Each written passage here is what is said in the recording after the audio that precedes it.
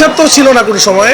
আমি cinema pressure নিয়ে মানে না, আমি প্রেশার দেই। তো আমি অডিয়েন্সকে প্রেশার দিচ্ছি, তারা সিনেমার দেখে কখনো প্রেশার ফিল করছে, কখনো আবার ঠান্ডা হচ্ছে। তো আমার প্রেশার নাই জীবনে। আমার জীবনে আমার কাছে মনে হয় আমার জীবনে আমি যে যতটুকু চাইছি আল্লাহর কাছে এর থেকে বেশি পাইছি। মানে আমার অনেক আকাঙ্ক্ষা নাই জীবনে আর। তো আমি অনেক প্রেশার নিচ্ছি না, আচ্ছা এই সিনেমা অনেক হিট হইতে হবে, অনেক কিছু করতে হবে। সিনেমা আমি বানাইছি মন থেকে, দর্শক যদি পছন্দ করে এটা আমার জন্য ভালো, পছন্দ না করলে আমি ডিফারেন্ট হিসাবে বানাবো। কিন্তু আমি এটাকে প্রেশার হিসাবে কখনো নেই না, কখনো এটাকে কম্পিটিশন হিসাবে নিই না। কারণ আমার মনে হয় সর্বোচ্চ মানে আমি সবকিছু লাইফে দেখে ফেলছি। মানে পরানের মতো সিনেমা, ছোট্ট সিনেমা, সেটা ব্লকবাস্টার, সুরঙ্গের মতো ছবি, তুফানের মতো সিনেমা যেখানে হল ভাঙচুর হয়ে গেছে, সেটাও দেখছি। তো জীবনে অনেক কিছু পাইছি। তো এখন আমি আসলে দর্শকদের আরো বেশি ভালোবাসা চাই, আরো অথেন্টিক সিনেমা বানাতে চাই। তো আমি বলতে পারি প্রেশার কুকার আমার মোর অরিজিনাল সিনেমা, যেটা দেখলে আপনি অনেক ফিল করবেন, বাসায় গিয়ে আপনি ঘুমাতে পারবেন। আজকে আমরা একটা গান রিলিজ দিয়েছি, আপনারা আমার আইডিতে দেখবেন গানটা।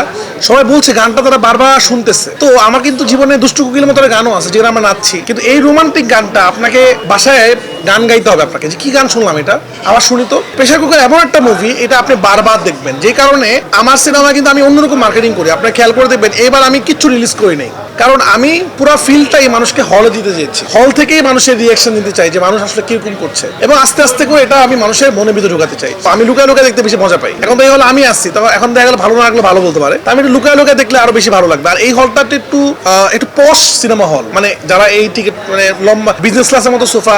তা আমি এরপরে শো দেখবো একটু নর্মাল মানুষের সাথে, ওটা আরো বেশি ভালো লাগবে।